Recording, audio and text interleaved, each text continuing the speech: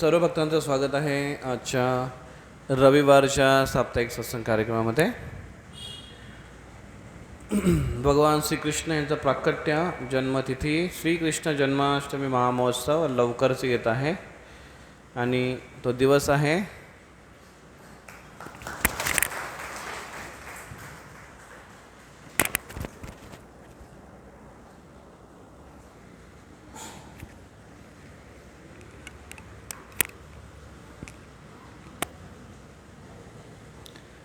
आणि तो दिवस आहे पुढच्या महिन्यामध्ये सप्टेंबर महिन्यात 4 तारखेला शुक्रवारी. आणि जवळजवळ 1 महिना राहिला आहे फक्त भगवान श्रीकृष्ण यांच्या प्राकट्याला. तर आपण जेवढे दिवस आपल्याला मिळतील तेवढे दिवस आपण भगवान कृष्णाच्या लीलेवर चर्चा करूया. आणि भगवान कृष्ण यांचं प्राकट्य आपल्या हृदयामध्ये अगोदर होऊ द्या, मग बाहेर वाढदिवस साजरे करणं सोपं जाईल. जोपर्यंत भगवान हृदयामध्ये स्थित आपल्याला अनुभूती होत नाही तोपर्यंत बाह्यदृष्ट्या त्यांचा वाढदिवस साजरे करायला असा काही खास रस येणार नाही, आनंद येणार नाही आहे. म्हणून preparing the mood for Janmashtami.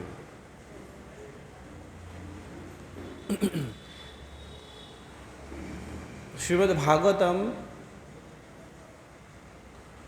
भागवतामध्ये किती स्कंद आहेत कोण सांगेल? हातवर करा. फक्त हातवर करायला सांगितलं होतं मी. ऑलरेडी बोलले त्या 12 स्कंद आहे श्रीमद भागवतामध्ये. त्यामध्ये प्रथम जे 9 स्कंद आहेत, या 9 स्कंदामध्ये विविध वंशावली, ब्रह्माजी, त्यांच्यापासून येणारी वंश परंपरा, प्रजा, त्याच्यानंतर प्रजापती आणि प्रजापतीपासून येणारी प्रजा, अशा पद्धतीने वंशावली येते आणि याची चर्चा केली. आणि येणाऱ्या राजा प्रजातून काय घटना घडल्या त्याच्याविषयी चर्चा करण्यात आली. त्यानंतर 9व्या स्कंदापर्यंत पुढे जाऊन सूर्यवंश यावर चर्चा झाली, ज्यामध्ये प्रभू रामचंद्र सुद्धा येतात. रामचंद्र कुठल्या वंशामध्ये आहेत? सूर्यवंशी, रघुवंशी त्यांना म्हणतात. आणि ही लीला, ही कथा 9व्या स्कंदापर्यंत झाली. आणि त्याच्यानंतर 10वा स्कंद जेव्हा सुरू झाला तेव्हा परीक्षित महाराज शुकदेव गोस्वामीने म्हणतात की तुम्ही मला सगळ्या लीला भगवंतांच्या विस्तारित सांगा, कुठल्याही प्रकारचा शॉर्टकट घेऊ नका.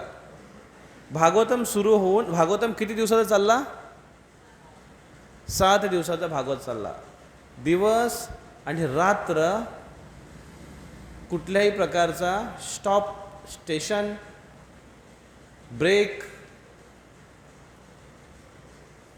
खायला प्यायला किंवा जायला कुठल्याही प्रकारचा ब्रेक न घेता सातत्याने ही भागवत कथा सुरू होती. आणि त्यानंतर जवळजवळ 3-3.5 दिवस होऊन गेले होते आणि कंटिन्युअसली शुकदेव गोस्वामी आणि परीक्षित महाराज तिथे बसलेत आणि बाकीचे सगळे जे लोक ऐकायला आले ते सगळेजण आपापले जागी बसले होते. त्यांनी काय पाण्याचे बॉटल घेऊन नव्हते आले बसायला, किंवा त्यांच्याकडे असं कुठलं ऑनलाईन नव्हते ते की आता आम्ही भागवत सप्त्यामध्ये बसलेलो आहे आणि हे इथे परीक्षित, ये परीक्षित है, ये शुकदेव गोस्वामी है और ये मैं हूँ, असं करतात ना. असं काही त्यांनी केलं नाही. तिथे कंटिन्युअसली भागवतामध्ये पूर्णपणे तल्लीन. आणि परीक्षित महाराज म्हणतात की अशी कुठली चिंता करू नका की मी उपाशी आहे आणि मी एक राजा आहे आणि म्हणून तुम्ही लीला शॉर्टकट करू नका, सगळ्या लीला विस्तारित सांगा. मला कुठल्याही प्रकारचे ताण लागले नाही, भूक लागली नाही आहे, कारण या कथा भगवंताचे श्रवण करूनच माझं पोषण होतं आहे. मला भागवत कथा संपल्यानंतर प्रसादाची आवश्यकता, महाप्रसादाची आवश्यकता नाही, भंडाऱ्याची आवश्यकता नाही.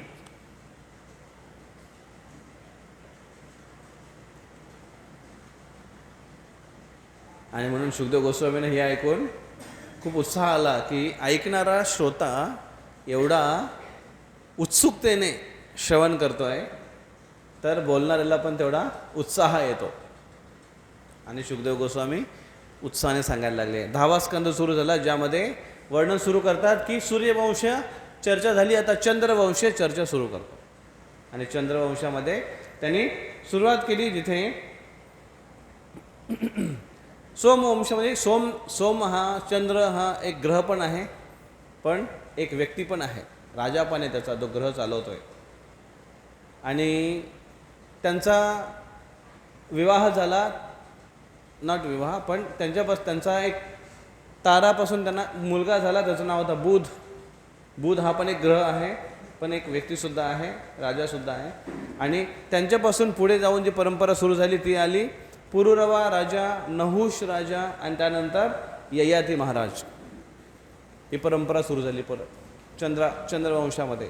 ययाती राजापर्यंत. ययाती फार पराक्रमी राजा होते. त्यांचा विवाह झाला होता शुक्राचार्याची मुलगी देवयानी याच्याशी. देवयानी ही ब्राह्मणी होती आणि ययाती राजा एक क्षत्रिय होते. दोघांचा विवाह झाला. जनरली असा उलटा होत नाही. पुरुष हा उच्च कास्टचा पाहिजे आणि स्त्री खालच्या कास्टची असेल तर चालेल. म्हणजे मुलगा जास्त शिकलेला पाहिजे, मुलगी कमी शिकलेली असेल तर चालेल. मुलगी जर जास्त शिकलेली असेल आणि मुलगा जर कमी शिकलेला असेल तर मग त्याला आयुष्यभर शिकवण मिळते, ट्युशन मिळते.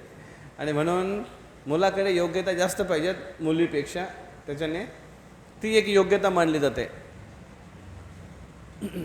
पण इथे एक वेगळी परिस्थिती होती, त्यामुळे त्यांचा विवाह झाला. पण राजाची मुलगी शर्मिष्ठा ही सुद्धा त्यांच्यासोबत दासी म्हणून गेली होती, त्याच्यामुळे तिच्यापासून तिला अजून 3 मुलं झाले. देवयानीपासून 2 मुलं आणि शर्मिष्ठापासून जी की राजकन्या होती तिच्यापासून 3 मुलं झाले. या 3 मुलांपैकी एक होते यदू राजा पुरू. आणि ह्या पुरू राजापासून पुढे जाऊन पांडव आले. आणि देवयानीपासून त्यांना 2 मुलं झाले, त्याच्यापैकी एक होते यदू. राजा यदूपासून पुढे यादव आले. यदूंचे पुढे परंपरा त्यांना यादव म्हणतात. आणि या यदू कुळामध्ये, या यादव परिवारामध्ये पुढे वसुदेव महाराज आले. आणि वसुदेव महाराज यांचे पुत्र भगवान कृष्ण झाले. वसुदेव हे पण यादव कुळामध्ये आले. त्याच्यानंतर वसुदेवांपासून नंतर पुढे कृष्ण आले. पण कुळ मात्र यदू राजापासून आहे, म्हणून त्यांना सुद्धा यादव म्हणतात पुढे येणाऱ्या सगळ्या कुळांना. तशा पद्धतीने कृष्ण यादव कुळातले संबोधले जातात.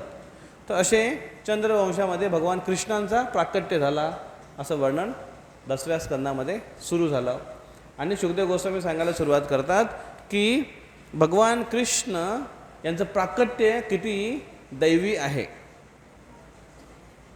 तर भगवंतांच्या लीलेमध्ये आपल्याला 2 ॲस्पेक्ट, 2 विचारधारा किंवा 2 प्रकारचा दृष्टिकोन बघायला मिळतो. एक भगवंतांचा दिव्यता आणि दुसरी भगवंतांची मानवता. बऱ्याच वेळा त्यांची मानवतेकडे बघून लोकांना त्यांना मानव म्हणून स्वीकार करायला सुरुवात करतात आणि त्याला गांभीर्याने घेत नाही भगवंतांना, त्यांच्या आज्ञाचं पालन करत नाही आहे. आणि कधीकधी भगवंतांची दिव्यता एवढी दिव्यता म्हणून स्वीकार केली जाते की ते पण एक व्यक्ती आहेत हे बघायला माणूस विसरतो. आणि त्यांच्या दिव्यतेमध्ये एवढे मग्न होतात की त्यांना एक वेगळंच काहीतरी किंवा अप्राकृत अशा स्वरूपात त्यांना समजून बसतात. उदाहरणार्थ, आपण एक मनुष्य आहे, आपल्याला शरीर आहे, आपल्याला इंद्रिय आहेत, आपल्याला डोळे, नाक, कान, हात आहे.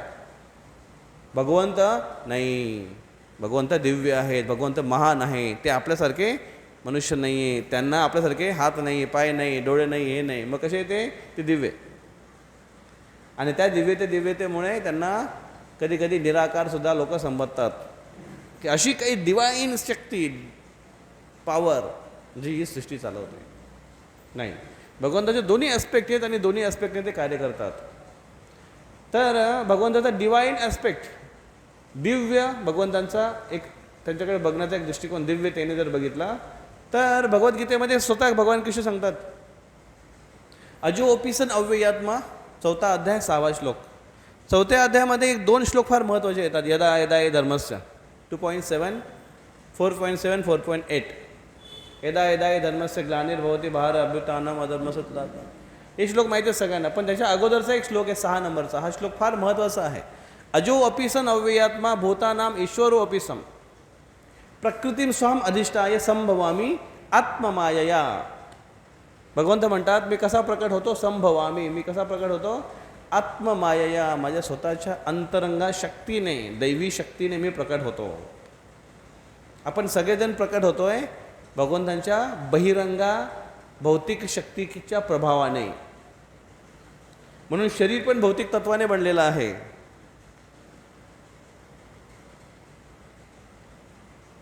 भगवंत जरी आपल्यासारखेच प्रकट होताना दिसतात तरी पण ते भौतिक तत्वाने नाही किंवा भौतिक नाही आहेत. ते त्यांचं शरीर सच्चित आनंद असतो. मग हे भगवंत यांचा डिवाईन ॲस्पेक्ट काय आहे तर जन्मसुद्धा आपल्या जन्मापेक्षा वेगळा आहे. जनरली एका मनुष्याचा जन्म कसा असतो?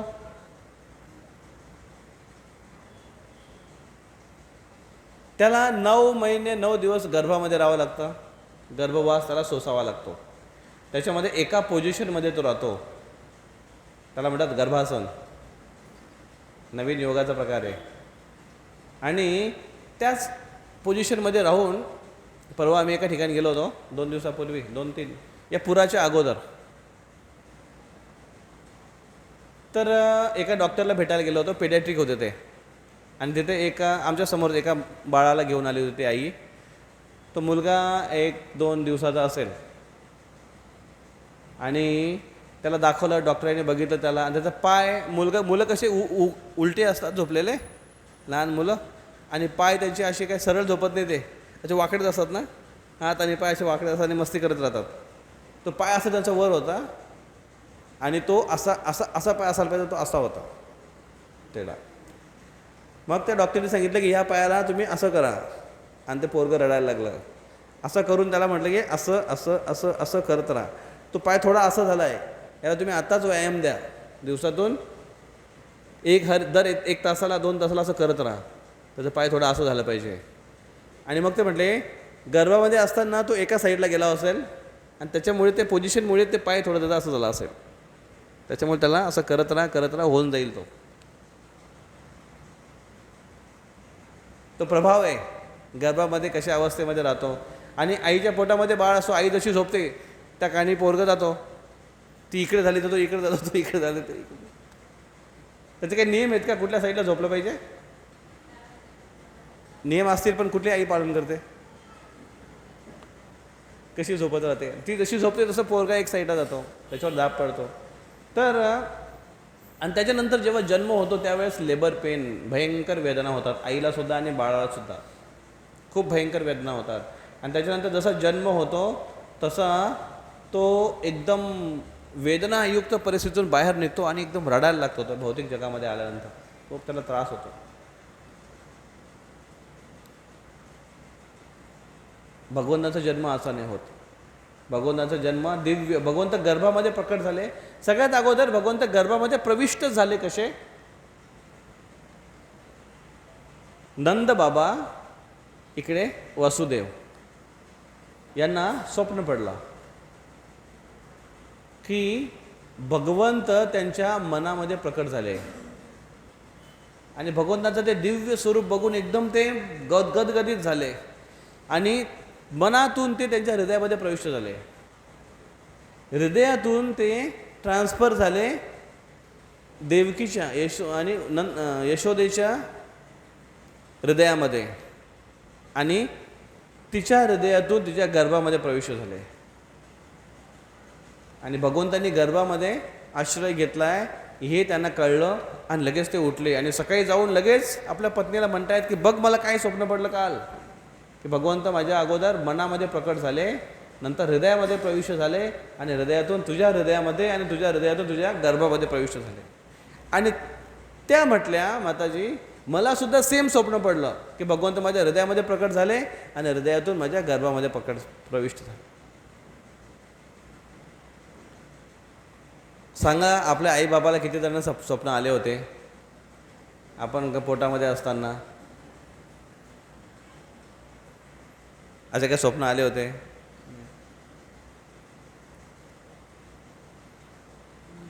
तर ही डिवाइन अरेंजमेंट आहे भगवंताचं असं प्राकट्य होण्यासाठी. आणि जेव्हा गर्भामध्ये भगवंतांनी प्रवेश केला तेव्हा त्यांचा गर्भ एकदम तेजस्वी झाला आणि देवकीच्या शरीरातून एक दिव्य तेज बाहेर निघायला लागला आणि देवकी एकदम आकर्षक बनली, अतिशय आकर्षक बनली. आणि त्याच्यामुळे सगळे लोकांना कंसाला ती खबर गेली की देवकीचा 8वा पुत्र गर्भधारण केला आहे आणि देवकीचं विशेष तेज वाढतंय, म्हणजे नक्कीच हा विष्णू असेल, याला मला ठार करायचं आहे. कोणाची आयडिया होती? कंस. मग कृष्ण हृदयामध्ये आहेत हे गर्भामध्ये आहेत हे बघून सगळे देवता, सगळे विशेष जो मुख्य देवतागण आहेत ते सगळे देवकीच्या कारावासामध्ये आले आणि देवकीच्या समोर उभे राहून गर्भाला प्रार्थना करतायत. गर्भस्तुती म्हणून 2रा अध्याय आहे 10व्या स्कंदाचा.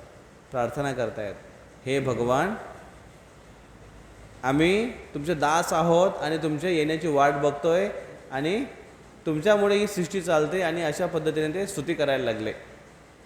त्या स्तुतीला म्हणतात पुरुषशुक्त प्रार्थना, जे देवतागण भगवंतांना अर्पण करत असतात, पुरुषशुक्त प्रार्थना.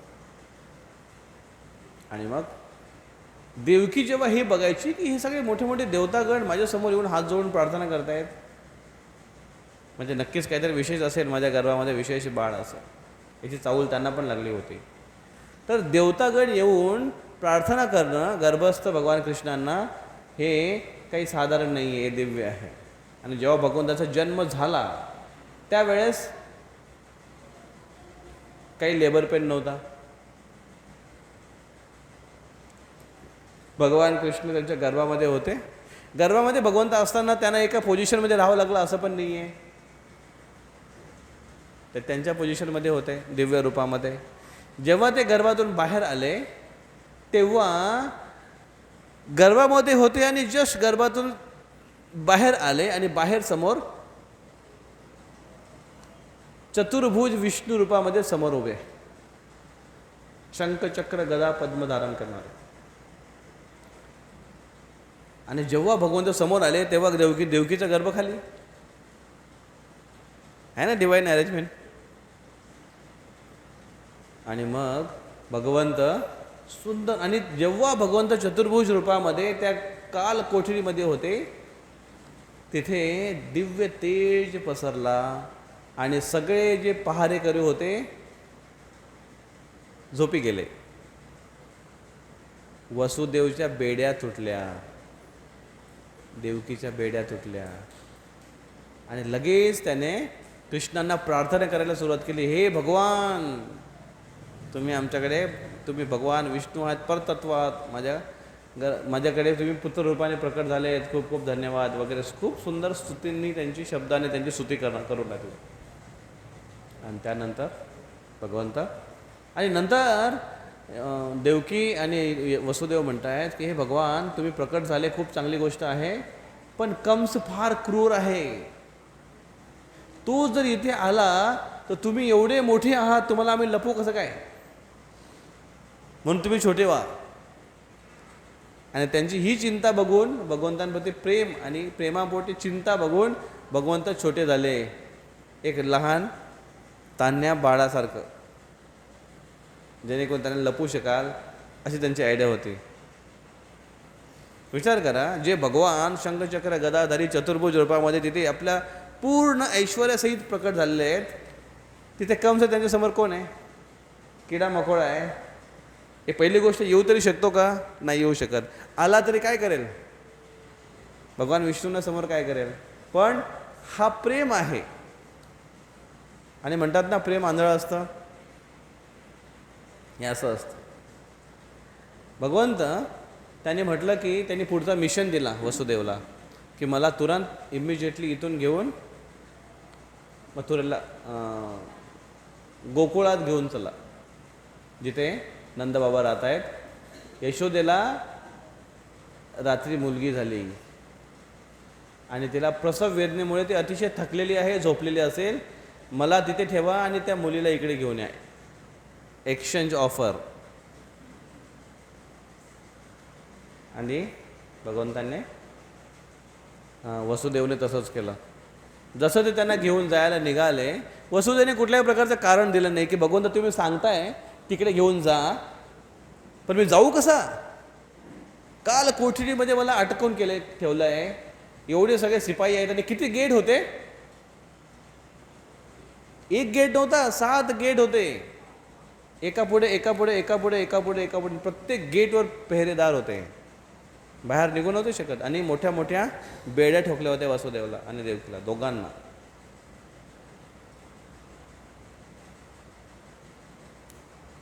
भगवंतांनी सांगितलंय, लगेच त्यांनी काहीतरी शोधलं, टोकरी बिकरी काहीतरी शोधलं आणि त्याच्यामध्ये बाळाला ठेवलं. आता त्याला घेऊन जाणार आहेत, लांबचा प्रवास आहे. जेव्हा लांबचा प्रवास असतो तेव्हा आईला चिंता असते की अरे बाळासोबत काहीतरी डबा, टिफिन काहीतरी पॅक करून द्या. चॉकलेटं बिकलेटं आजकाल देतात आई. आजची आई काय करते माहिती आहे का? पटकन येऊन काय करते, चॉकलेटं भरते, कॅडबरी भरते, पॉपकॉर्न भरते, हल्दीरामचं भरते, काय म्हणतात त्याला, कुरकुरे ते भरते. पूर्वीची आई काय भरायची? लड्डू, करंजे, चकली. त्यांना सवय असायची बनवायची आणि त्यांना आवड पण असायची. त्याच्यामुळे दिवाळीला पण त्या स्वतःच बनवायच्या, सणाला पण त्या स्वतःच बनवायच्या. आता सवय नसते आतापर्यंत बनवायची, कारण हल्दी कुरकुरीमध्ये काम चालतं आणि त्याच्यामुळे दिवाळीला अचानक लोड येतो. त्याच्यामुळे ती सवय नाही करायची. त्याच्यामुळे एखाद्या हलवाईला द्या, सगळं सामान घेऊन ते हलवाईजवळ जातील, तिथे बसून बनवून घेऊन येतील आणि काय म्हणतील, वेळ कुठे आपल्याला बनवायला? तिथे बसून काय केलं आहे ना? अशीच अवस्था आहे आज. आणि त्याच्यामुळे ज्यांना खाऊ घालता त्या खाऊ घालणाऱ्यांवरचा विशेष प्रेम जात नाही, बनवलेल्या वस्तूमधून प्रेम जात असतो. आजकाल प्रॉब्लेम असा आहे की बनवणारी कामवाली बाई, मग सगळा प्रेम बाईवर गेला तर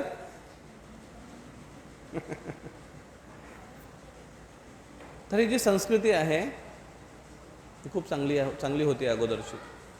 आणि म्हणून देवकी मैया म्हटली की पहिलं बाळ इथून जात आहे, मी त्याला काय त्यासाठी काहीच करू शकत नाही, कमीत कमी दूध तर पाजते त्याला. आणि त्याला दूध पाजलं, पोट भरून दूध पाजलं कृष्णाने, पण दूध पिलं. कृष्णाने पण दूध पिलं. ते जनरली बाळ झाल्याबरोबर लगेच दूध येतं की नाही मला नाही माहिती, लगेच येतं, पण मग इथे लगेच दूध पिलं, कारण त्याच्या मागे पुढचं एक कारण आहे. पुढची अरेंजमेंट कृष्णाने करून ठेवली आताच, ते पुढच्या लीलेमध्ये येईल. दूध पिलं आणि कृष्णांना घेऊन यशोदा वसुदेव निघाले. जसे वसुदेव निघाले तसे एक एक गेट आपोआप उघडत गेला आणि पहिरेदार जे सेना होते, सैनिक होते, ते सगळे झोपी गेले, गाढ झोपेमध्ये गेले. पुढे गेल्यानंतर जोराचा पाऊस सुरू होता, मुसळधार पाऊस सुरू होता. एवढ्या पावसामध्ये जाणार कसं? कितीतरी वसुदेवला कारणं होते की बाहेर न जाणं, पण कृष्णांनी सेवा दिली आणि भगवंतांची रक्षा करायची आहे म्हणून किती पण जरी कारणं असले तरी वसुदेव निघाले. आणि एवढे कारणं असून सुद्धा वसुदेव निघाले आणि प्रत्येक कारणांना, प्रत्येक अडचणींवर उपाय नियोजित झाला. भगवंताच्या सेवेसाठी अनेक अडचणी येतील. कोणतरी आजारी असेल, कोणाचं तरी काहीतरी कोणतरी वारला असेल, कोणाचं काहीतरी जॉबला सुट्टीच मिळत नसेल, कोणाकडे काही कारणं येऊ शकतील भगवंताच्या सेवेमध्ये. जन्माष्टमीच्या प्रिपरेशनसाठी पण आपली जर मनापासून तीव्र इच्छा आहे की नाही, मला या वर्षी 1 महिना मला सेपरेट बाजूला काढून ठेवायचं आहे भगवंतांच्या सेवेसाठी, फुल प्रायोरिटी, मग किती पण बाधा आल्या तरी भगवंत आपल्याला मदत करतात त्यांच्या सेवेसाठी. नाहीतर मग छोटे छोटे बहाणे आपल्याला भरपूर होतात. काय बहाणे छोटे छोटे? अहो प्रभूजी, तो आकाश किती ढगाने भरला आहे, पाऊस बिऊस आला तर मला ऑलरेडी सर्दी आहे, पाऊस पडो की नको पडो याचा अगोदर सुरू झालं. आणि त्याच्यानंतर अजून काय काय बहाणे असतात. समजा कलेक्शनला निघण्यासाठी मी निघणारच होतो ना, एवढेच पाहुणे आले. आता पाहुण्यांचे काय दरवाजा बंद पण नाही करतायत, मग काय करणार?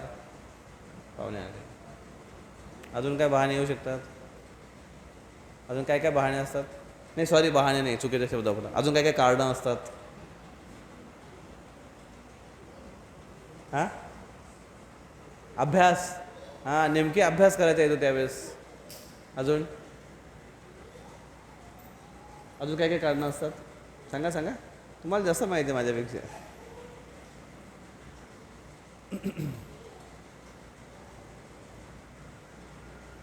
आपल्या जामनेरचे भक्त किती प्रामाणिक आहेत आणि किती उत्साही आहे की त्यांना असे कारणं माहितीसुद्धा नाही आहेत की असे काही कारणं द्यायचे असतात किंवा असे काय. कितीतरी ते इनोसंट आहेत, कितीतरी ते म्हणजे पूर्ण तयारीशी आहेत की तर फक्त जन्माष्टमी येऊ द्या प्रभूजी, पॅम्पलेट येऊ द्या आमच्या हातात की बघा आम्ही आता कसं बाहेर निघतो जन्माष्टमी कलेक्शनसाठी, आहे ना.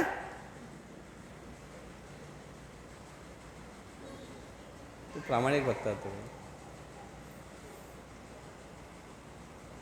प्रार्थना करा की माझ्यासाठी की मी पण असं तुमच्यासारखं प्रामाणिक बनेन.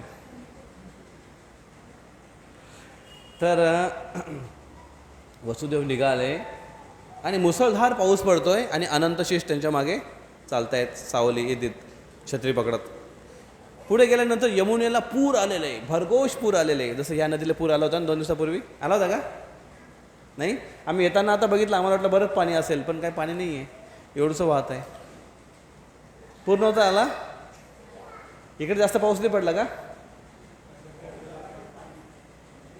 म्हणजे इकडे वर पाऊस नसेल पडला.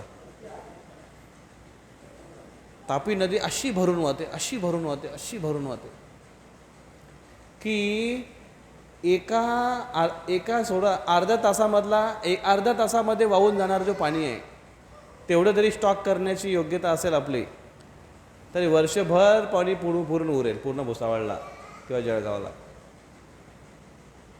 तुम्ही कल्पना करा, एवढा मोठा लोड पाण्याचा वाहतोय, अर्ध्या तासामध्ये किती पाणी वाहत गेला असेल.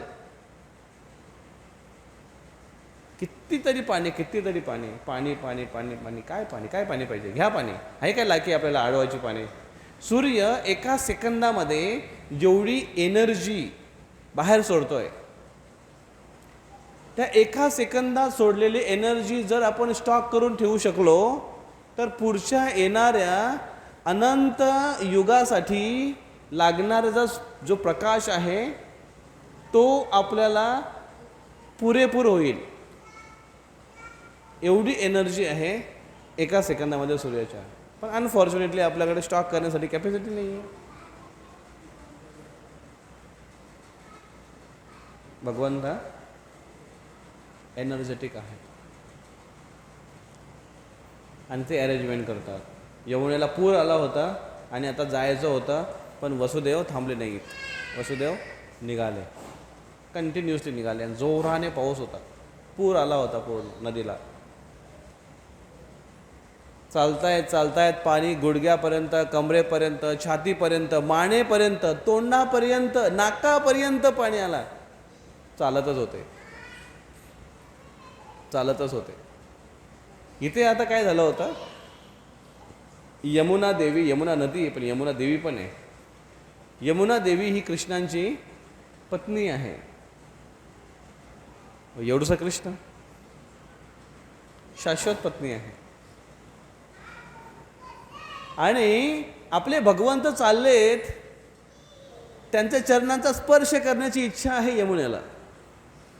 आणि म्हणून यमुना काय करेल, वर लाटांनी कृष्णाच्या चरणांचा स्पर्श करू इच्छिते आणि त्या लाटांमुळे वसुदेवाच्या नाकातोंडात पाणी जातं. कधी कधी असं होतं की दोन्ही भक्त आहेत, ती भगवंताची सेवा करू इच्छितात, पण दोघी भक्तांची सेवा एक दुसऱ्याला विरोध करते. पण सेवा मात्र करायची सगळ्यांना. आणि जेव्हा जोर आणि लाटेने जेव्हा भगवान, आणि मग म्हणून ही तिची चढाओढ बघून भगवान कृष्णांनी पाळण्यातून आपला पाय खाली काढला आणि यमुनेचा सहज स्पर्श झाल्याबरोबर पूर्ण पाणी खाली गेलं आणि वसुदेव सहजपणे एवढ्या मोठ्या प्रवाहातून, पुरामधून वसुदेव सहजपणे चालत चालत चालत चालत त्या साईडला गेले गोकुळात आणि कृष्णाला तिथे ठेवलं.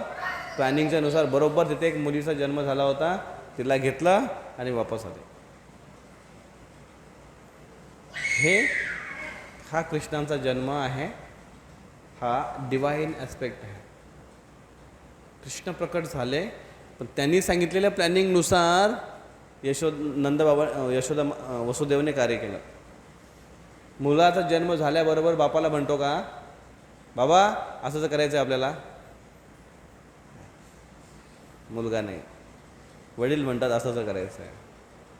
अशा पद्धतीने कृष्णाचा डिवाइन ॲस्पेक्ट आहे. आणि भगवान कृष्ण जन्म, त्यांचं कार्यसुद्धा दिव्य आहे. भगवंताचे जन्मकर्मच मे दिव्यम एवमेव वेती. भगवंताचे जन्म पण दिव्य आहे, डिवाइन ॲस्पेक्ट आहे, कार्य पण त्यांचे डिवाइन आहे, दिव्य आहे. भगवान कृष्णांनी वृंदावनामध्ये त्यांना मारण्यासाठी एक असुरणी आली, त्याचं नाव होता पूतना बालघातिनी. येताना ती अतिशय सुंदर स्त्रीचं रूप धारण करून आली, अतिशय सुंदर स्त्री, एवढी सुंदर स्त्री की आतापर्यंत एवढी सुंदर स्त्री कोणी पाहिलीच नव्हती गोकुळामध्ये. आणि मस्तपैकी पैंजण वाजवत आणि अशी जणू काही नाचत नाचत येते. तिच्या हातामध्ये कमळाचा फूल होतं आणि सगळ्यांकडे बघत चालली होती. आणि त्या गोकुळमधले जे पुरुष वर्ग होते बघत बसले होते की ही कोण आहे बाबा, हिला कधी बघितलंच नाही आपण. काही जण म्हणतात अरे एवढी सुंदर हे ही पार्वतीचं नाही. कोणी म्हणतात नाही ही भगवान नारायणांची पत्नी साक्षात लक्ष्मी देवी आहे. तिच्या हातामध्ये कमळाचं फूल बघा. आणि ती आपल्या पतीला भेटण्यासाठी, माधव इथे कृष्ण आहे त्यांना भेटण्यासाठी आले कदाचित, असं काही लोक विचार करत होते. आणि त्याच्यामुळे ती कुठे पण जात होती, तिला कोणी अडवत नव्हतं की कुठे चालली. आणि ती थेट कृष्णांच्या घरात गेली, नंदबाबूच्या घरात घुसली. आणि नंदबाबूच्या घरात घुसली आणि रोहिणी देवी होत्या, यशोदामाई होत्या, ते तिच्याकडे बघत बसल्या. त्यांनी पण बघितलं की एवढा चांगला मेकअप कुठे मिळतो. चर्चा असते ना कधी काही, एखादी स्त्रीने जर चांगला लग्नामध्ये चांगला मेकअप केला तर बाकीच्या बघत बसतात की असा मेकअप करणारा जामनेरमध्ये कोण आहे, कुठला ब्युटी पार्लर आहे, ही चर्चा होती की नाही. किंवा जर तिने एखादी चांगली साडी घातली आणि जर चुकून तिने लेबल काढायचा विसरली तर त्या लेबलवर सगळ्यांचं लक्ष असतो, बघ कुठल्या ह्याच्यामधले आहे, भाग्योदयमधले आहे का. हे जर घातलं तर भाग्य उदय होईल आपलं असं त्यांना वाटतं. अशी सुंदर होती की यशोदा आणि रोहिणी देवी तिच्याकडे बघत बसल्या. ती डायरेक्ट आतमध्ये आली आणि आतमध्ये जाऊन म्हणतात कृष्ण कुठल्या रूममध्ये आहे. आणि हे म्हणतात कृष्ण आतमधल्या रूममध्ये आहे. तिने रस्ता दाखवला आणि ते आतमध्ये असं मंत्रमुग्ध होऊन गेल्या त्या दोघी पण. आणि ती आतमध्ये गेली आणि बाळाला आपल्या कडेवर उचलून घेतलं. आणि ते म्हणतात की हा बाळ माझं दूध पिऊन याच्यामध्ये विशेष दिव्य शक्ती येते. आणि त्या म्हटलं हां तू पण एक देवांगणात दिसतेस आम्हाला, तू पण एक परी दिसतेस बिना पंखाची. आणि म्हणून तिला प्रश्न क्रॉस तिला कोणीच नाही केला. आणि तिने बाळाला घेतलं, आपल्या स्तनांना लावलं. त्या स्तनाला लावून ती कालकूट नावाचं एक खूपच जहरीला असं एक ते विष आहे ते लावून आली होती. कालकूट नावाचं विष, हे ते विष आहे जे समुद्र मंथनानंतर पहिलं जे समुद्रावर तरंगत आलं होतं ते विष आहे. अतिशय भयंकर. ते विष जेव्हा समुद्रावर निघालं, पसरत चाललं होतं ना, तेव्हा त्या समुद्रामुळे, त्या विषामुळे अशा गरम गरम वाफा निघायला लागल्या होत्या. आणि त्या वाफा आकाशामध्ये जेव्हा जात त्याच्यावरून उडणारे पक्षी आहेत ते मरून पडायचे.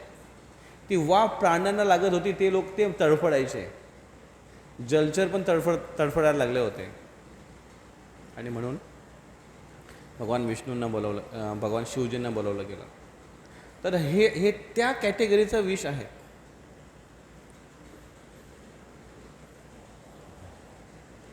पोटॅशियम सायनाइड याची चव कशी असते माहीत नाही आतापर्यंत कोणाला? काय ते ॲसिड आहे? नाही, सायनाइड ॲसिड आहे, पॉइझन आहे. पोटॅशियम सायनाइड विष आहे का? हे का सायनाइड हे भयंकर विष आहे. त्याची चव अजून कोणाला कळली नाही. गिनीज बुकामध्ये नाव येण्याची शक्यता आहे जर चव कोणी सांगू शकला तर.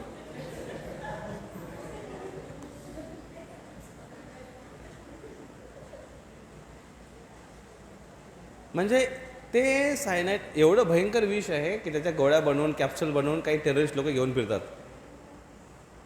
जेणेकरून जर पकडण्याची वेळ आली पटकन खाऊन मरून जातात. ते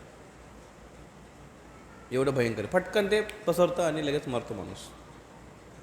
तर हे विष तसं होतं त्याच्यापेक्षा भयंकर कॅटेगरीचं, की नुसता स्पर्श जरी झाला त्याच्या जिभेला तरी मोठा माणूस मरणार. हे तर छोटंसं बाळ होतं काही दिवसाचं. आणि भगवान कृष्णाने त्याच्या इच्छेनुसार स्तनपान करायला सुरुवात केली. तोंडामध्ये तिचा स्तन घेतला आणि विष प्यायला लागले. विष पिऊन घेतलं. दूध प्यायला लागले. दूध पिऊन घेतलं. आता प्यायसारखं काही नाही, प्राण पिऊन घेतले. प्राणवायू खेचायला सुरुवात केला आणि त्याचे पंचप्राण पिऊन टाकले. जसं पंचप्राण त्याचं खेचायला सुरुवात केली तशी अशी एकदम तिलमिलाक झाली. अशी एकदम तिलमिलाक आहे जरा म्हणतो, असं एकदम तडफडून अशी जागी झाली ती. आणि जेव्हा तिने बघितलं की अरे काय होत आहे आणि हे बाळा काय करतो तू, आणि त्याला असं ती सोडवायला लागली आणि त्याला असं ढकलायला लागली. पण कृष्ण काय सोडायला तयार नाही.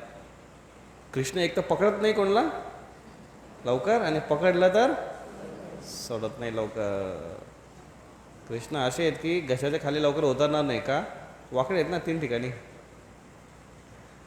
पण एकदा घशाच्या खाली उतरले, हृदयामध्ये एकदा उतरले, हृदयाच्या बाटलीत एकदा उतरले, मग मात्र निघणार नाही. पण ते उतरवण्याचाच मोठा प्रॉब्लेम आहे. आणि मग कृष्णाने घट्ट पकडून ठेवलं आणि ती त्याला सोडवण्याचा प्रयत्न करायला लागली. त्या मुलगा सोडायला तयार नाही. ती उठली तिथून आणि जोराने पाऊल टाकून पळायला लागले. जोरात ती जेव्हा किंचाळली तेव्हा यशोदामाई आणि रोहिणी देवी पळत पळत आल्या बघायला काय झालं. तोपर्यंत ती घरातून बाहेर पळून गेली आणि पलटा पलटा तिचा जो मूळ रूप आहे तो तिचा मूळ रूप प्रकट झाला. कसला रूप होता तो? भयंकर आसुरणीचा रूप होता. 12 मैल तिची लांबी होती, उंची होती. 12 मैल म्हणजे किती किलोमीटर झाले? 20 किलोमीटर. 1 पॉईंट किती? 1.6. 1 मैल इज इक्वल टू 1.67 1.67 किलोमीटर आहे ना. मग किती झाले? 12 6 आणि 20च्या आसपास 20 किलोमीटर उंची झाली तिची. कसं बघणार तिच्याकडे? आणि तिथे कृष्ण लटकले तिच्या स्तनाला आणि पकडलाय त्याने कृष्णाने. आणि ती म्हणते सोड सोड सोड. आणि पळत पळत पळत पळत एका बगीचाकडे गेली, जो कंसाचा विशेष बगीचा होता. आणि तिथेच धडामसे खाली कोसळले तर कसा आवाज आला त्याचा, 12 मैल उंचीची धिप्पाट बाई जशी लांबीच फक्त सांगितलेली, रुंदी अजून कशी होती अशी, जेव्हा धाड करून कोसळले तेव्हा मानो असा भूकंप आल्यासारखं व्हायब्रेट झाली जमीन. आणि वृंदावनवासी त्या दिशेकडे, त्या आवाजाकडे पळत पळत गेले, काय झालं आणि कृष्ण कुठे शोधत गेले. कृष्णाने त्या असुरनीला, राक्षसीला मारण्यासाठी काय केलं? तलवार काढली, चक्र काढला, गदा काढली, तिची मान दाबली, काय केलं त्यांनी? काहीच नाही केलं. फक्त स्तन तोंडामध्ये घेतला आणि फक्त दूध पियत होते बस. साधारण ॲक्टिव्हिटी दिसते. ही कृष्णांची डिवाइन पॉवर आहे, दिव्य कृष्णांची, दिव्य त्याचं लक्षण आहे.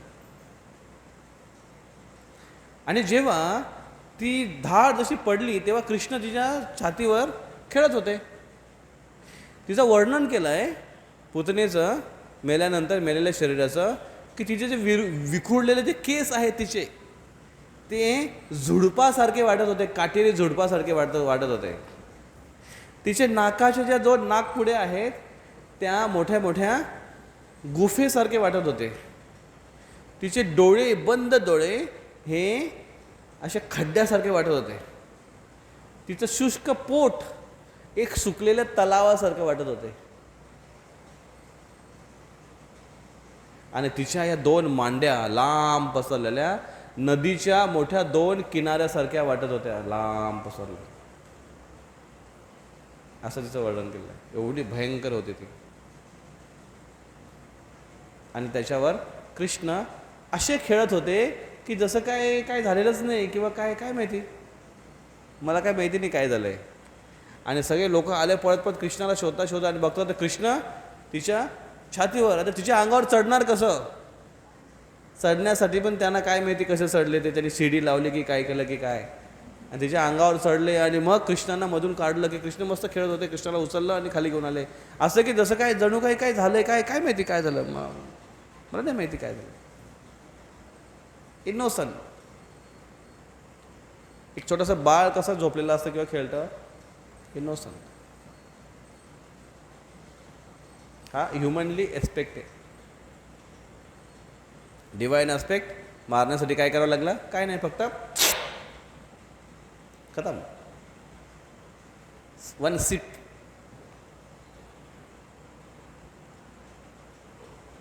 त्याच्यानंतर तिला कृष्णाला मारण्यासाठी तृणावर्त आला. तृणावर्त माहिती आहे? असं गोल गोल गोल गोल गोल असं गोल गोल गोल गोल गोल गोल गोल गोल गोल बवंडर सारखा आला आणि कृष्णाला उचलला. आणि कृष्ण पण थोडे हलके झाले होते. त्यांना पण थोडं फिरायचं होतं, जरा खूप दिवस झालं घरीच बसलेले. थोडं बाहेर जरा जाऊन एरियल व्ह्यू जरा फिरून येतो. आणि गेले कृष्ण मस्तपैकी वर फिरत फिरत फिरत फिरत खूप ठिकाणी फिरल्यानंतर मग त्यांनी बघितलं बस झाला आता. पण तो जो तृणावर्त होता तो कृष्णाला सोडायला तयार नाही. आणि मग कृष्णाने त्याची मान पकडली. कृष्ण काही दिवसाचे, महिन्याचे होते. एक छोटासा बाळ किती असतो एवढा मोठा, यशोदामाई त्याला कड्यावर घेत होती. त्याचे हात किती मोठे असते, असे छोटे छोटे त्याचे हात होते. त्याचे बोटं किती मोठी असतील, एकदम बारीक बारीक त्याचे बोटं असतील कृष्णाचे. त्या बोटांनी त्याचा गळा दाबला, बोटांनी गळा दाबला. आणि ती मिठी, ती गळा भेट तृणावर्त सोडवू शकला नाही. आणि कृष्णाने आपला वजन वाढवला. आणि तृणावर्तला ते वजन एका मोठ्या डोंगरासारखं वजन वाटायला लागलं. आणि एवढा मोठं वजन, जड वजन होतं की त्या वजनाने तो तृणावर्त अशा स्पीडने, एकदम जोराने स्पीडने एकदम खाली आला. आणि खाली आल्यानंतर मोठ्या एका दगडावर, एखाद्या खडकावर धडामचे पडून त्याची हाडांची पूर्णाची चटणी आणि चुरा झाला. फिनिश. आणि मारल्यानंतर कृष्ण त्याच्या छातीवर मस्तपैकी खेळतायत. आणि लोक आले पळत पळत पळत पळत पळत, कृष्ण कुठे? आणि बघतो तर कृष्ण खेळतोय. पटकन कृष्णाला उचलून घेतला. आणि सगळे प्रार्थना करायला लागले, अरे बरं झालं आपल्या कृष्णाला काय झालं नाही, तो असुर मारला गेला त्याच्या कुकर्माने. तृणावरच्या अगोदर शक्टासूर आला होता. शक्टासूर, शकट म्हणजे छकडा पाहिजे. छकडा, छोटी बैलगाडी, मोठी नाही, छोटी बैलगाडी, त्याला छकडा म्हणतात, शकट म्हणतात त्याला. तर त्याच्या ॲक्च्युली शक्टासूर जो असा असुर होता की त्याला काही रूपच, त्याला शरीर नव्हतं, बिना शरीराचा होता तो. आणि त्याच्यामुळे त्यांनी त्या शकटाचा आश्रय घेतला होता. आणि त्या शकटाच्या जिथे शकट लावला होता, शकट म्हणजे घरासमोरून तो एक छोटासा छकडा होता, तिथे तो होता, वाट बघत होता की कृष्णाला कधी बाहेर आणला जातो. आणि यशोदामाईने त्या छकड्यालाच, त्या छकड्याच्या खाली आडोशाला एक झोडी पाळणा बांधला होता. आणि घरी एक मोठा फंक्शन आहे, कृष्ण थोडासा थकलेला वाटतोय, त्याला झोपवण्यासाठी तिथे घेऊन आले, छकड्याच्या खाली झोपवलं. आणि कृष्णाला माहिती इथे असुर आहे. आणि कृष्णाने त्या पाळण्यामध्ये खेळता खेळता आपला पायाचा अंगठा असं त्या छकड्याला फक्त असा टच केला, असं करता करता असं टच केला फक्त. त्या टचने तो छकडा आकाशामध्ये अशा स्पीडने उडला आणि खाली धडामसे पडून चुरा झाला त्याचा. आणि त्याच्यावर मोठे मोठे भांडे होते त्या छकड्यामध्ये, त्यांचा मोठा आवाज झाला. आणि आवाज झाल्याबरोबर सगळे लोक पळत आले बघायला काय झालं. आणि बघतात तर कृष्ण फक्त सेफ आहे आणि छकड्याचा चुरा. हे बघून ते म्हटले की झालं कसं काय. जसं ते विचार लागलं ना झालं कसं काय, तेवढं तिथे लहान पोरं होते, ते पोरं आले बघायला. तेव्हा मी सांगतो बोले काय सांग काय झालं. तर म्हणजे कृष्ण असा खेळत होता, झोपला होता, झोपेतून उठला कृष्ण, खेळत होता. आणि खेळता खेळता कृष्णाने लात मारली. आणि कृष्णाने लात मारल्याबरोबर तो छकडा आकाशामध्ये उडला आणि खाली पडला आणि चुरा झाला. सगळे लोक त्यांच्याकडे बघायला लागले की कृष्णाने लात मारली. ते बोलले हो, आपल्या कृष्णाने लात मारली. ते म्हणते अच्छा, ठीक आहे. त्या लोकांनी काही सिरियसली नाही घेतलं का, कृष्ण लात, एवढंसा छोटा मुलगा आहे, लात मारून काय होणार आहे. हा कृष्णाचा डिवाइन ॲस्पेक्ट. आणि कृष्णाचा ह्युमनली ॲस्पेक्ट काय आहे. कृष्ण ढगांचा गडगडाट पण झाला तरी कृष्ण असे घाबरायचे आणि पळत येऊन यशोदामाईला मिठी मारायचे. ते म्हणलं मैया. तिकडे आवाज आला तर मैया हसायची. मैया म्हणजे अरे घाबरू नको, ते ढग गडगडतायत, इंद्रदेव आहे, ते वर्षा करतायत, त्याच्यामुळे. ते म्हणले नाही, ती वीज आपल्या आतमध्ये आली तर ते मोठा आवाज येतो तो. आणि ते जसा आवाज आला की जसा नंदबाबा आणि यशोदाला ते मिठी मारायचे. लहान मुलं पण घाबरतात, कृष्ण पण घाबरत होते. लहान मुलं, कृष्ण, नंदबाबाने एकदा नंदबाबा कुठेतरी चालले होते आणि कृष्ण त्यांच्या मागे आला. कृष्ण, बाबा तुम्ही चालले, मी पण येतो. तेवढे नाही बाळा तू नको येऊ. मुलं मागे लागतात ना, पप्पा बाहेर निघाले, मम्मी बाहेर निघाल्यावर कृष्ण म्हणतात की, नंदबाबा म्हणतात की नाही. आणि नंदबाबांनी त्यांना सांगितलं की जा कृष्ण, मग चप्पल घेऊन ये, त्या दारी ठेवलेली आहे, इकडून निघायचं, एकदा चप्पल घेऊन ये. आणि कृष्ण लगेच पळत यायचे आणि लगेच नंदबाबाचे चप्पल आपल्या खडाऊ उचलायचे आणि ते जड येत, मग ते आपल्या डोक्यावर ठेवायचे, छोटेसे कृष्ण. आणि चालत बाहेर जायचे आणि चप्पल नंदबाबांसमोर ठेवायचे. नंदबाबांना ते बघून एवढा आनंद व्हायचा की वा, काय आज्ञाधारक माझा मुलगा आहे. चप्पल त्याला उचलत नाही, तर डोक्यावर ठेवली आणि डोक्यावर घेऊन आला. डोक्यावर चप्पल आणली वडिलांची, किती मोठा आदर आहे हा. आणि मग नंदबाबा, मग त्यांना सांगायचे, नंदबाबा यशोदामाई सांगायचे, जा बडं तू तिथला पाठ घेऊन ये. पाठ माहिती, पाठ घेऊन ये. आणि मग कृष्ण जायचं होतं पाठ घ्यायला आणि पाठ उचलायचा आणि उचलायचे, नाही उचलला, परत उचलायचे, परत प्रयत्न करायचे की नाही उचलत, परत ठेवला. मग त्याच्यानंतर कृष्ण यशोदामाईकडे यायचे आणि असे उभे राहायचे आणि यशोदामाई म्हणायची की काय रे पाठ नाही आणला.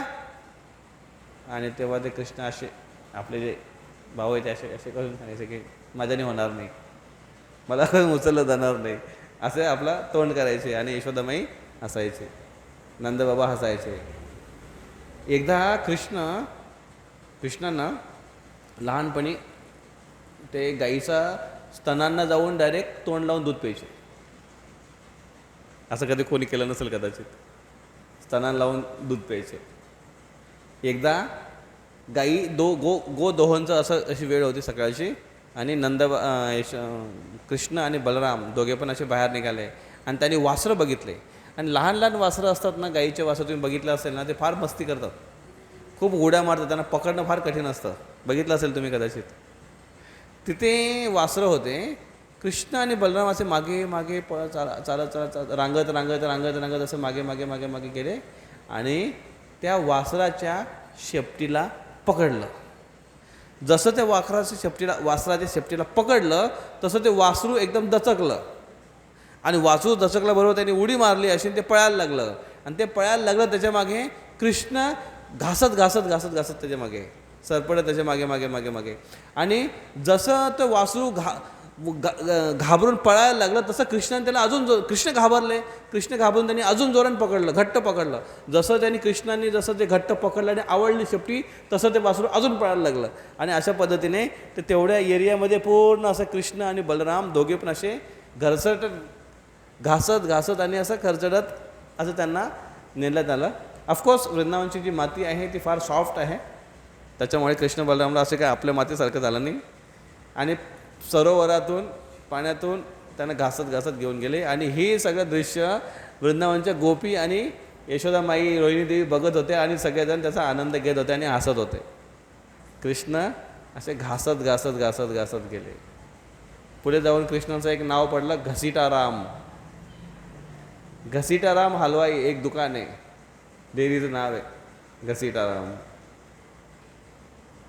असे कृष्ण हा ह्युमनली ॲस्पेक्ट आहे. कृष्णाच्या लीला अशा आहेत आणि लहानपणी असे कार्य करायचे कृष्ण. एकदा कृष्ण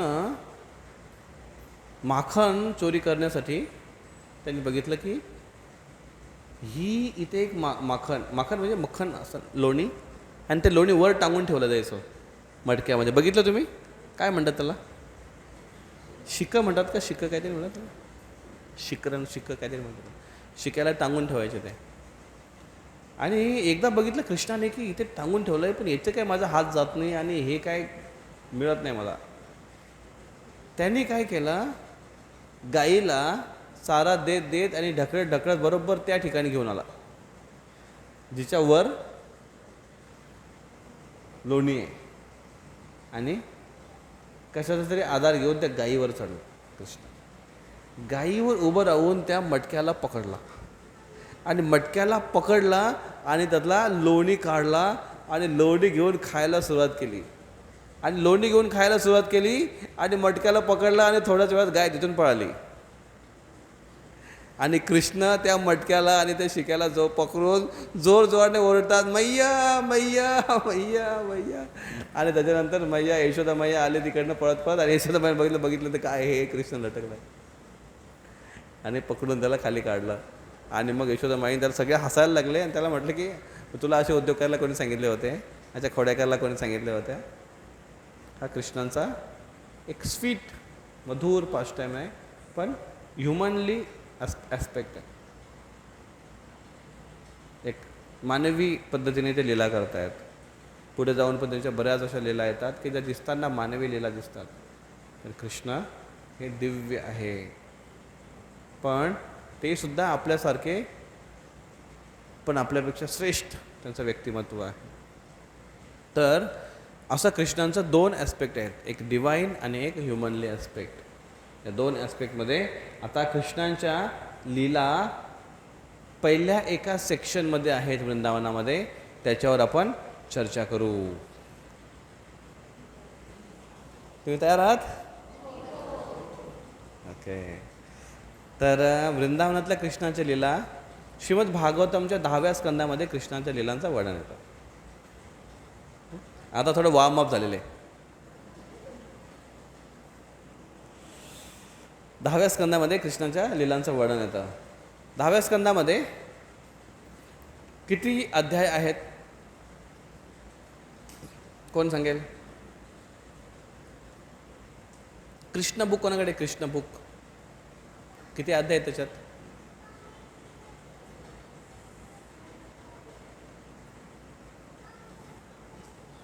किती मोठा आहे? एवढा मोठा की एवढा मोठा? 90 अध्याय आहेत. 90. श्रीमद भागवतमच्या 10व्या स्कंदामध्ये सगळ्यात जास्त म्हणजेच 90 अध्याय येतात. त्या 90 अध्यायामध्ये कृष्णांच्या प्रथम गोकुळ आणि वृंदावन, गौचरण ह्या सगळ्या लीला येतात पहिल्या अध्यायापासून ते 40व्या अध्यायापर्यंत. म्हणजे पहिले 40 अध्याय हे वृंदावन लीलेवर चर्चा आहे, ज्यामध्ये कृष्ण मथुरेतून गोकुळला येतात आणि गोकुळवरून ते वृंदावनला येतात आणि तिथे नंदग्रामला येतात आणि तिथे स्थायिक होतात.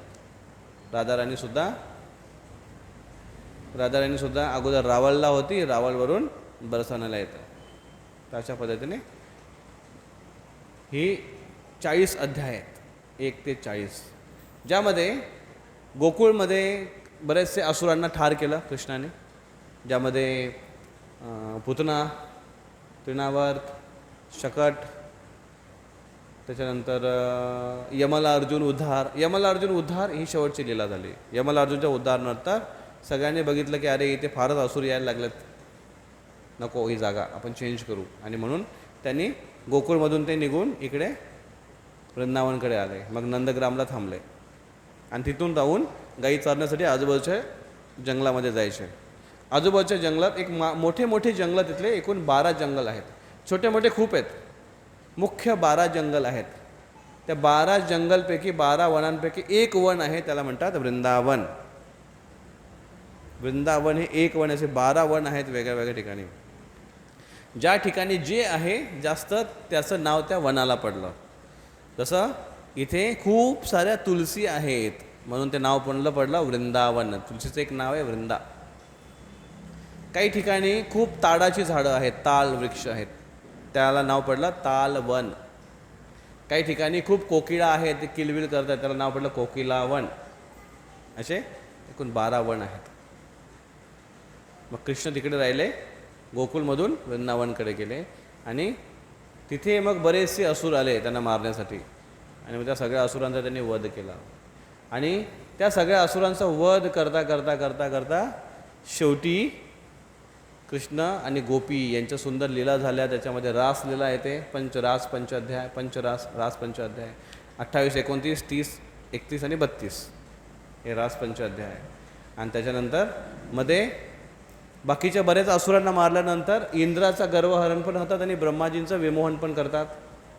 या लीला झाल्यानंतर मग एक मोठ्या असुराने आक्रमण केलं आणि 2 असुर एकदाच आले.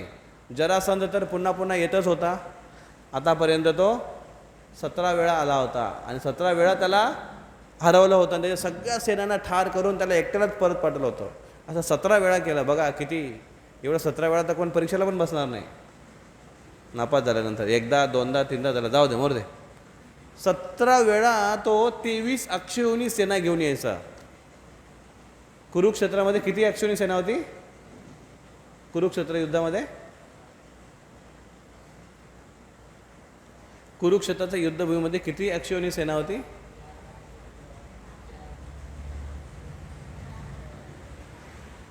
असू तर नाही किती, पण आपल्याला काय करायचं तसं? आपल्याला काय त्यांना जेवायला द्यायचं आहे? नाही. 18 होती. 18 अक्षयोनी सेना होती कुरुक्षेत्राच्या युद्धभूमीमध्ये. 18. आणि या जरासंध किती आणायचा?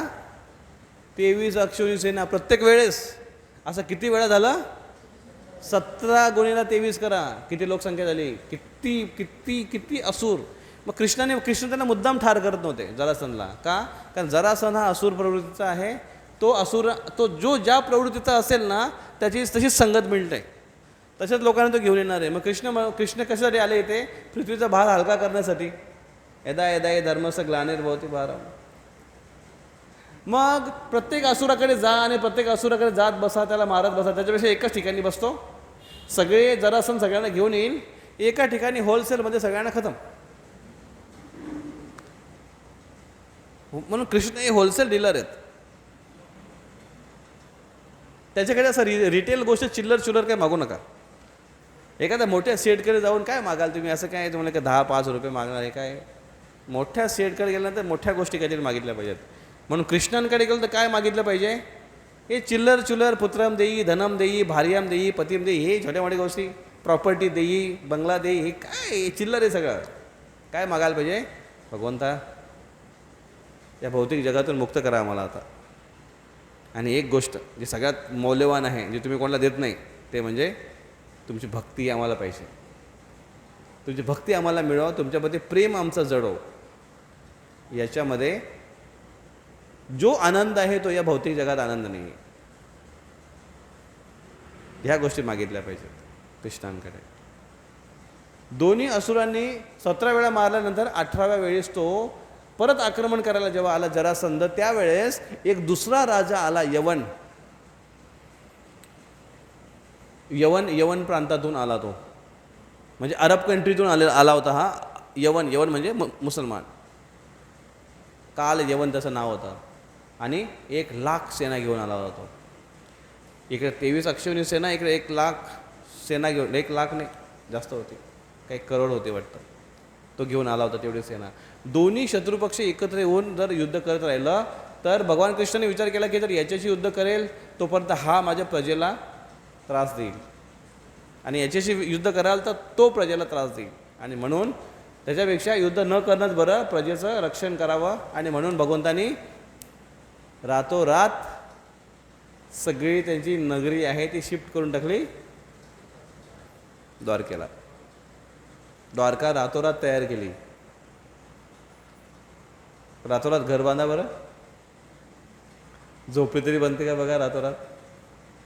इकडे भुसावळला मंदिराचं काम चालू आहे, 4 महिन्यापासून त्या खड्ड्यामध्येच आहे अजून, बेसमेंटमध्ये. आणि आताच्या पावसामध्ये तर खड्डा भरला पाण्याने, एवढं पाणी त्याच्यात.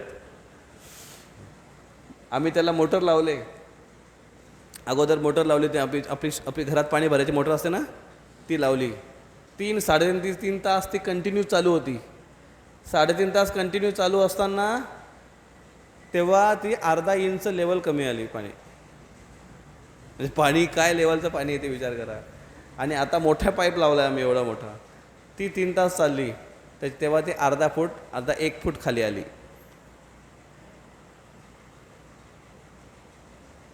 भगवान कृष्णाने क्रिएशन एवढं सोपं नाही आहे, आपल्यासाठी फार कठीण आहे, पण कृष्णांसाठी मिरॅकल. एका रात्रीत द्वारका तयार केली आणि एका रात्रीत त्यांना सगळ्यांना शिफ्ट पण केलं, ट्रान्सपोर्टेशन फ्री. परत प्रत्येकाला काही चॉईसच ठेवली नाही, कोणाचं अकोमोडेशन काय, हा म्हणतो ही माझी रूम आहे, तो म्हणतो ती माझी रूम आहे, तू माझ्या रूममध्ये कसा काय घुसलास, आणि हा डबल बेडचा आहे, हा मला पसंत नाही, हे हा टेन्शनच ठेवला नाही. प्रत्येकाला आपापल्या रूममध्ये डायरेक्ट बेडवर झोपलेले. आणि सकाळी जेव्हा ते उठले सगळेजण, आणि सगळेजण उठले गेले, चाचपडत गेले तिकडे, ते बोलले अरे इकडे भिंत तिकडे भिंत, दरवाजा कुठे, द्वार कहाँ है, द्वार कहाँ है, द्वार कहाँ है. तो द्वार का नाम पड़ गया, द्वार कहाँ, द्वार कहाँ, द्वार कहाँ. बोले ये द्वारका है, हम द्वारका में आ गए. आणि मग कृष्ण जेव्हा पळून गेले, हे हे हे मथुरेमध्ये घडलं, हे मथुरेमध्ये घडलं. आणि हे जेव्हा घडलं तेव्हा कृष्ण शिफ्ट झाले, की असुरांचं खूप आक्रमण होतं म्हणून कृष्ण शिफ्ट झाले द्वारकेमध्ये. वृंदावनामध्ये जेव्हा कृष्ण होते आणि कृष्णाने या सगळ्या असुरांचा जेव्हा वध करत होते, आणि ह्या असुरांचा वध करता करता सगळ्या असुरांना मारून टाकलं कृष्णाने. आता कंसाने बघितलं की सगळ्यांना हा मारतोय, तिथे पाठवलेलं सगळ्यांना मारतोय, परत कोणाला पाठवत नाही जिवंत, यालाच कृष्णालाच बोलून घेतो आणि इथे बोलूनच त्याला ठार करतो, हा त्यांनी प्लॅनिंग केला. आणि म्हणून अक्रूर दादाला, अक्रूर चाचाला पाठवलं रथ घेऊन, सोन्याचा रथ, नवीन रथ घेऊन पाठवलं. आणि अक्रूरजीने कृष्णाला विनंती केली की चला, तुमचे आईवडील जेलमध्ये आहेत, खरे आईवडील तुमचे जन्मदाते आईवडील कोण, वसुदेव आणि देवकी.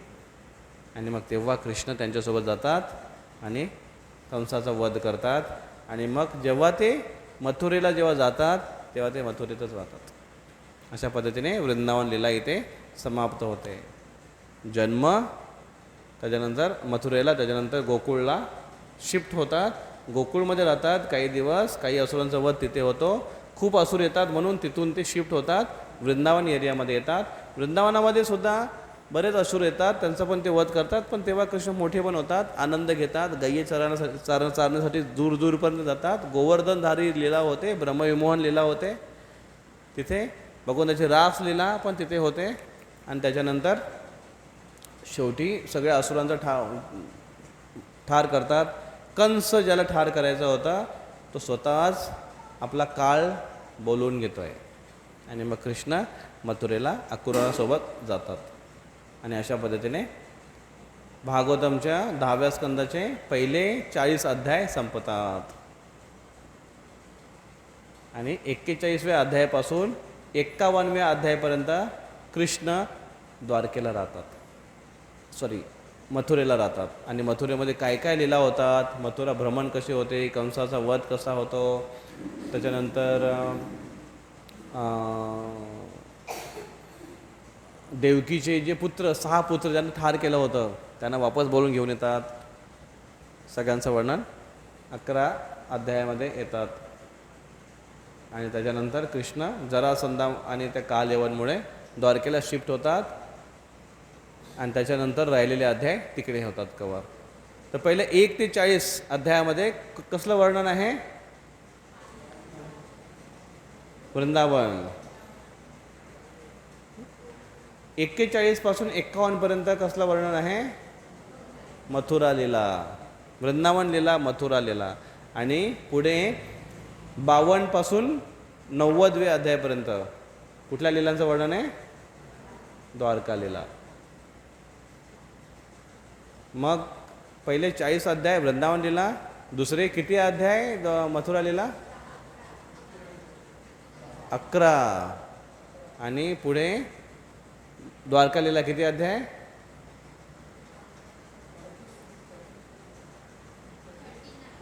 39. 39, 40, 11, 39 किती झाले, 90 झाले बरोबर.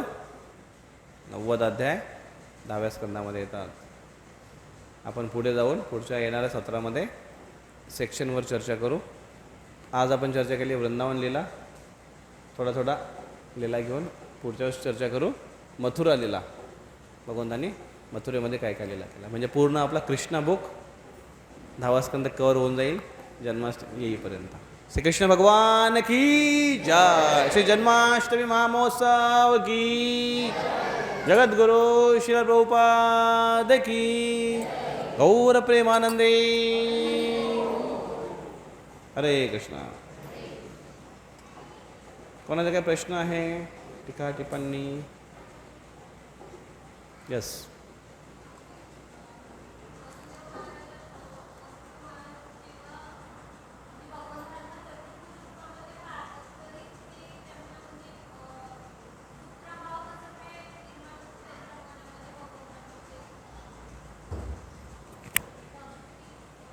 मला जेवढं समजलं तेवढं मी रिपीट करतो आहे की तुमचा प्रश्न असा आहे का की भगवान कृष्ण त्यांच्यासमोर चतुर्भुज रूपात प्रकट झाले तरीसुद्धा त्यांना वात्सल्य प्रेम त्यांचं कसं काय आलं, हा क्वेश्चन आहे. तेच वात्सल्य ना. हां, तर त्यांचा मुलगा म्हणून त्यांनी 9 महिने त्याला गर्भामध्ये ठेवलं होतं. मी खूप ठिकाणी असं ऐकलं आहे. एखादी आई मुलाबद्दल फार चांगली वकालत करते, ती तो बिचारा कसा पण असो, काही पण झाला तरी पण ती हा शब्द हमेशा वापरते, 9 महिने पोटात ठेवलं मी त्याला, 9 महिने पोटात ठेवलं मी त्याला, असे म्हणतात. 9 महिने गर्भामध्ये म्हणजे माझा शरीराचा एक तुकडा आहे असं ती मानते. आणि म्हणून तो वात्सल्य भाव हमेशा असतो. ते खूप छान चित्र कृष्णा बुकमध्ये तुम्ही बघाल की त्याच्यामध्ये यशोदा वसुदेव जे आहेत ते कृष्णाला स्तुती करतात, त्यांच्या हात असे आहेत. आणि देवकी मैया तिथे आहे, इकडे कृष्ण चतुर्भुज रूपामध्ये आहेत आणि बाजूला छोटं बाळ दाखवलं आहे, कृष्ण बाल्य रूपामध्ये आहेत, असं चित्र दाखवलं तिथे वसुदेव हे चतुर्भुज रूप कृष्णांना बघून स्तुती करतायत, असं त्यांचा हात आहे. आणि देवकी मैयाचं लक्ष पूर्णपणे ते छोट्या लहान बाळाकडे आहे आणि त्याच्याकडे बघताना त्याची दृष्टी अशी आहे की माझं बाळ, वात्सल्य भाव आहे त्याच्यामध्ये. तर देवकी मैया ही भगवंतांना जरी ऐश्वर्य रूपामध्ये जरी बघितलं असेल तरी पण वात्सल्य हे प्रॉमिनंट होतं त्यांच्यासाठी. आणि यशोदा माईचं पण असं कधी कधी व्हायचं की जेव्हा त्यांनी तोंडामध्ये ब्रह्मांड बघितलं तेव्हा ते म्हणलं, अरे हा कोण मुलगा आहे. कृष्णांचे प्रति कृष्णांचं दैवी रूप, डिवाईन ॲस्पेक्ट कृष्णांचं त्यांना हे झालं. पण कृष्णाने बघितलं की अरे हे बरोबर नाही, मला यांच्यासोबत मला ही आई म्हणून पाहिजे. म्हणून त्यांनी ते त्यांचं जे डिवाईन जो त्यांचा दृष्टिकोन होता तो झाकला महामायेद्वारे, योगमायेद्वारे, आणि त्यांचं वात्सल्य पुन्हा पहिल्यासारखं झालं. आणि ते म्हटलं नाही नाही नाही हे काहीतरी असेल, माझा कृष्ण आहे. आणि लगेच कृष्णाला त्यांनी जवळ घेतलं आणि गेले. तर असा त्यांचा जो वात्सल्य आहे तो वात्सल्य कधीकधी असा ऐश्वर्य भावाने कधीकधी प्रभावित होतो, पण प्रॉमिनंट त्यांचा वात्सल्य हा जास्त असल्यामुळे तो हमेशा येतो. कधीकधी त्यांचा ऐश्वर्य बघून, कृष्णाचं शौर्य बघून बाकी सगळे मित्र म्हणतात की यार हे आपलाच मित्र आहे की कोण, आता जास्त शक्तिशाली वाटतो. कंसाला मारल्यानंतर त्यांचे जे दोस्त होते, मित्र होते, ते म्हणतात की हा आपलाच कृष्ण आहे की हा दुसरा कोण आहे. कंसाला मारल्यानंतर सगळं मॅटर सॉल्व्ह झाल्यानंतर श्रीदामा तिथे आला आणि श्रीदा म्हणतो, कृष्णा चल कुस्ती खेळू. कृष्ण म्हणतो चल कुस्ती खेळू. मग दोघांची कुस्ती झाली आणि कुस्ती खेळून कृष्णाने श्रीदामाने कृष्णाला आपटलं, कृष्णाला पाडलं. आणि कृष्णाला पाडल्याबरोबर कृष्ण म्हणतो अरे हारलो. आणि श्रीदाम म्हणतो अरे हा तर आपलाच कृष्ण आहे, की ज्याला मी पाडू शकतो म्हणजे तो आपला कृष्ण आहे. पण कंसमध्ये काय ताकद बिकत आहे की नाही, ज्याला मी पाडतो कृष्ण, त्या कृष्णाने कंसाला मारलं. म्हणजे त्यांचा भाव हा आहे की हे चानवर मुष्टिक आणि हे कंस हे काय होते हे असं आहे. ते वृंदावनामध्ये सगळं असं आहे. तर ह्यांचं हे कोणी साधारण लोक नाही आहेत, यांचं फार कृष्णांप्रती फार दिव्य प्रेम आहे यांचा अगोदर. आणि त्याच्यामुळे भगवंतांप्रती त्यांचा एक विशेष भाव, तो त्या भावामध्ये त्यांची भक्ती आहे, दृढ झालेली आहे. मग कधी कधी ऐश्वर्याने जर त्यांना स्पर्श होत असेल तरी पण तो काही क्षणापुरती राहतो, तो पुन्हा निघून जातो. आणि त्याचं अशी भगवंताची इच्छा आहे म्हणून तसं होतं. भगवंतांनी त्यांच्यासोबत आदानप्रदान वात्सल्य भावात करायचं आहे म्हणून, आणि त्यांनी तो प्रेम विकसित केला आहे तसा म्हणून. जरी त्यांनी बघितलं भगवंतांना चतुर्भुज रूपामध्ये तरी त्याच्यानंतर त्यांचं परत वात्सल्यभाव जागृत झाला. ठीक आहे. अजून काय प्रश्न आहे कोणाचा?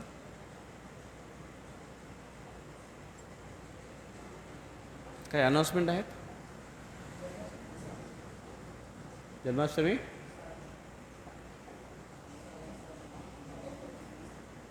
कोण माताजी अनाउन्समेंट करा. जन्माष्टमी साडीबद्दल अनाउन्समेंट करायचं म्हणताय बघा. चालू आहे ना तुमच्या ग्रुपवर काहीतरी, हे पण रेकॉर्डिंग करताय का?